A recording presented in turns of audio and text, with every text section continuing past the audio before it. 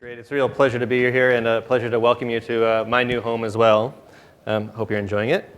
I want to talk to you about how we can use evolutionary theory and ecological theory to do better cancer prediction and risk stratification in cancer. And then I'll end with a few other of the open opportunities to do evolutionary biology in cancer.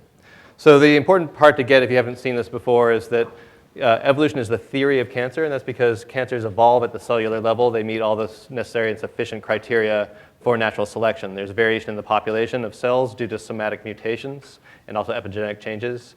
That variation is heritable. When a cell divides, it of course, copies over the DNA as well as the epigenetic changes.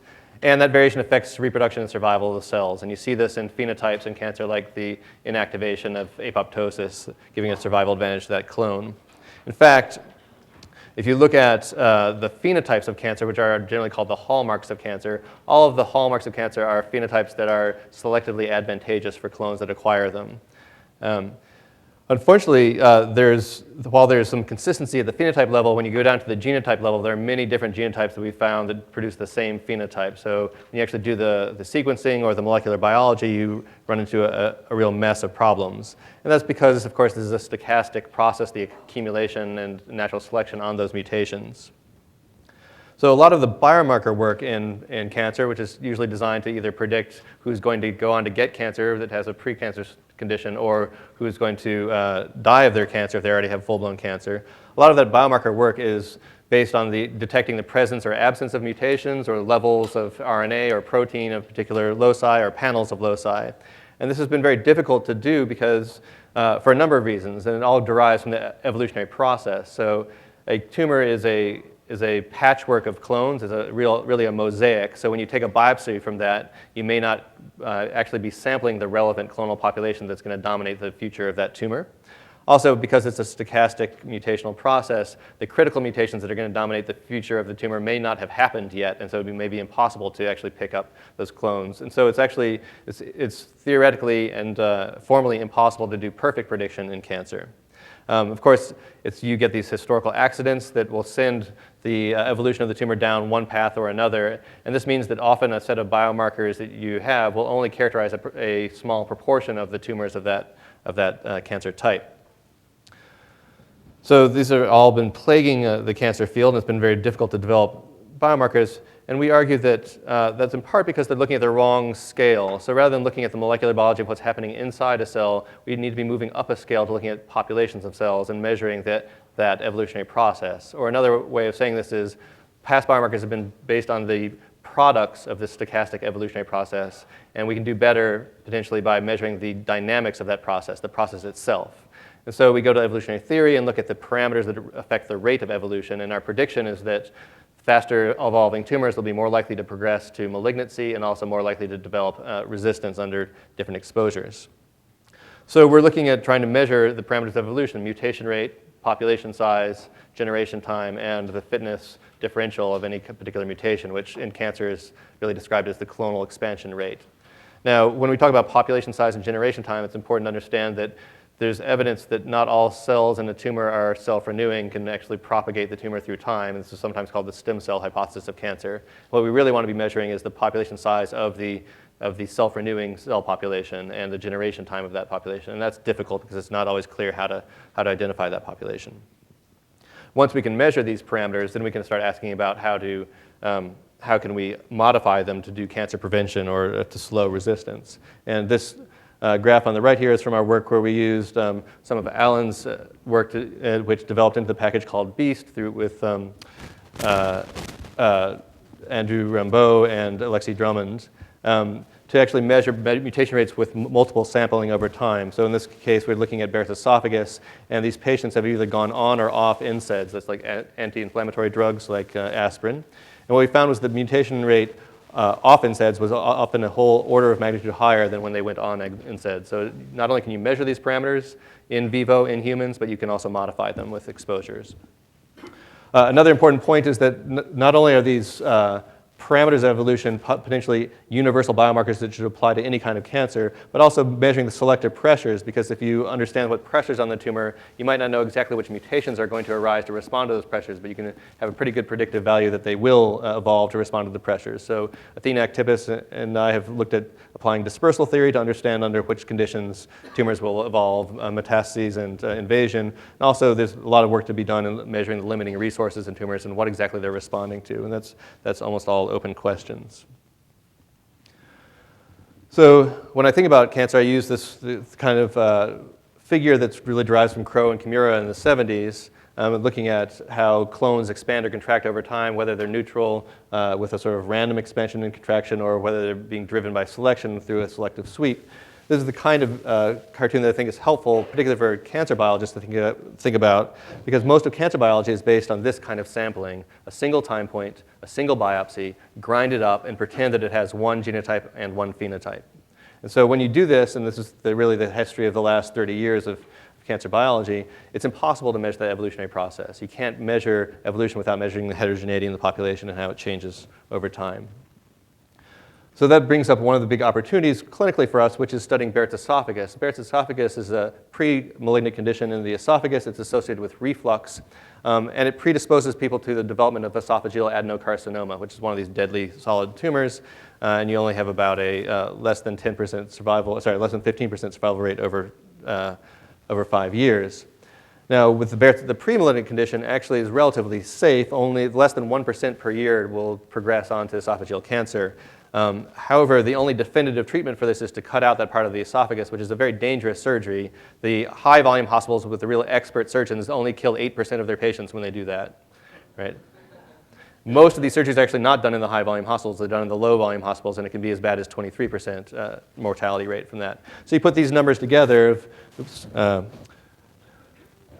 putting the numbers together with the rate of progression of cancer and the danger of removing the pre-malignant condition, and the recommendation, of course, of the gastroenterologist is don't try to take it out until you have real evidence that either the cancer is there or it's almost there. So instead what they do is effectively watchful waiting. That is, they take multiple biopsies from across the surface of this condition. Oh, I should say this is a picture of it here. You can see it easily in the endoscope. You can take samples down the Barrett's esophagus region and then look for cancer, and if they don't have cancer, ask them to come back over some interval. And that opens up an incredible scientific and evolutionary medicine opportunity for us to watch this evolutionary process play out over space and time in humans.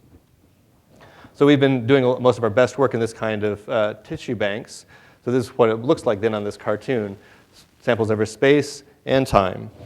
Now, I should note that these are still samples, so you have the risk of missing important clones. You still have the issue of, can you do an assay? Do you have to do your assay on all the cells in your sample, or can you go down to the single cell level? These are technical issues that are at the forefront of our attempts to get a better picture of what's going on. Well, one of the things we did is we took measures from ecology of diversity in ecosystems and applied it to diversity in the clones in these tumors. And one of those measures is genetic divergence, which is just the proportion of the genome that differs between any two samples within the population. And what we found is that at baseline, if we measured this average diversity between the samples within the Barrett's esophagus, that the people with more diversity in their Barrett's esophagus were more likely to progress on to cancer. That's this upper quartile here. Had a 40% chance of progressing to cancer over 5 years, compared to the lower 3 quartiles, where you can see there's very little cancer. This was true no matter how you defined what a clone was, whether you used loci that you knew were under selective pressure or loci that you knew were neutral. These are these two different Kaplan-Meier curves based on selective loci or neutral loci, which unfortunately the cancer field calls drivers and passengers. We call hitchhikers, whatever. They didn't know about our jargon. We don't usually know about their jargon. So it's robust to what loci you use to define a clone. It's also robust to what measurement of diversity you use. So here's divergence up here. Here's just counting the number of clones down here, or species richness. Here's the Simpson's index. We also did the Shannon index. They're all significant predictors of progression to cancer with p-values of less than 0.001 in this cohort of about 250 Barrett's patients. In a completely independent cohort in Amsterdam with a completely independent assay. This is a FISH assay where you're counting the copy number of just a few loci in single cells. So now a single cell assay. actually 3 different sets of loci, probe set 1, 2, and 3. These are survival curves. It's the same thing I just showed you, but just flipped upside down. You can see that the upper quartile of patients with more diversity at baseline were more likely to progress onto cancer than the lower 3 quartiles. So it has replicated in a completely independent cohort, in a completely independent assay, and all different definitions of diversity. Shannon index here, number of clones, Simpsons, et cetera.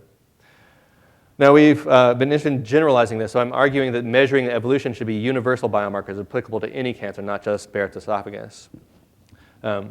So we went to a tissue bank of lung cancers, so these are full-blown cancers, and asked, does the amount of diversity in a full-blown cancer predict overall survival? So we took 2 samples from the same tumor, ran them on SNP arrays, calculated the percent of the genome that differs between those 2 samples, and asked, does that predict survival? And indeed it does. So here's, again, the upper quartile where the 2 samples are very different from each other. Here's the lower 3 quartiles where the samples are more similar to each other. And you can see there's a p-value of 0.008 of overall survival in this lung adenocarcinoma study.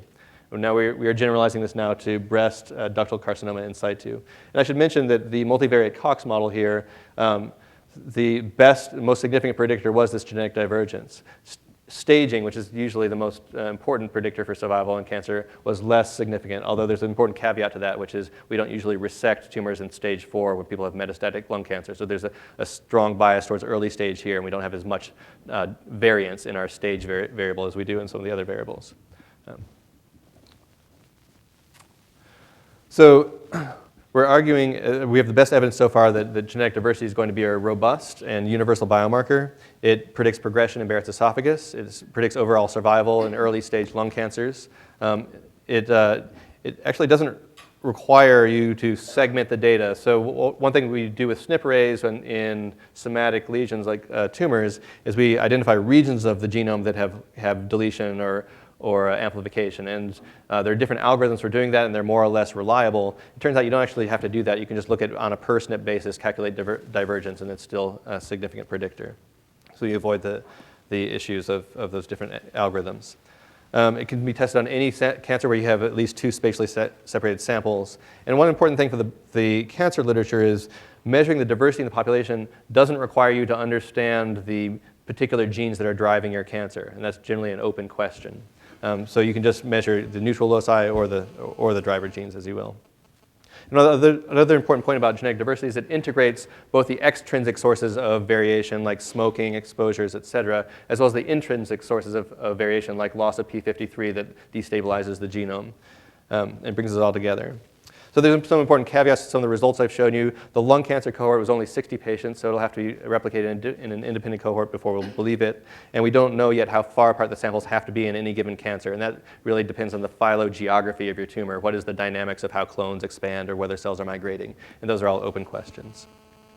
So this is just one example of huge unrealized opportunities for applying evolutionary ecology to cancer. We're also looking at how to slow evolution by targeting those parameters. We're interested in doing comparative oncology, and Athena Actipis will talk more about this later. And some of our work is we've been looking at elephants and whales with Josh Schiffman, who's in the audience. We're also interested in targeting therapeutic understanding therapeutic resistance and selecting against that resistance and trying to develop evolutionarily informed ways of controlling cancers over time. I guess the final thing I'd like to say is that what we really should be doing is selecting for patient survival, not killing every cancer cell, which has been what the field has been focused on. And there's many opportunities to control cancer without selecting for resistance. So the take-home message here is that evolution, somatic evolution, is the theory of cancer. And so it's important for the fundamental understanding of cancer and for controlling it. It has survived over 37 years of testing and observation, this theory. And it may provide universal biomarkers specifically for all cancers, but there's many opportunities to benefit from evolutionary theory. And let me just acknowledge my grant support and collaborators.